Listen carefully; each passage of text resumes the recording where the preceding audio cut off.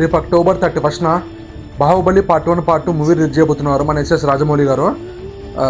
దాంట్లోన కొన్ని dilated scenes అనేవి అంటే ఫస్ట్ షూటింగ్ చేసేటప్పుడు ఏవైతే డిలేటెడ్ సీన్స్ ఉంటాయో అవి దీంట్లో యాడ్ చేశారంట.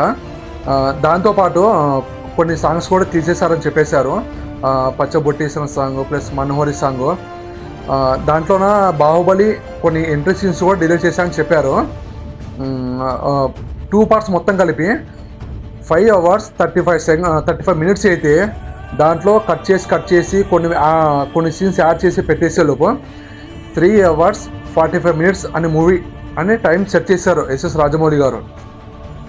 మామూలుగా 10 years బ్యాకే బాహుబలి పార్ట్ 1 పార్ట్ 2 చూస్తేనే ఒక రేంజ్లోనే ఏదో తెలియని ఫీలింగ్ వచ్చేది మూవీ చూసేటప్పుడు కూడా.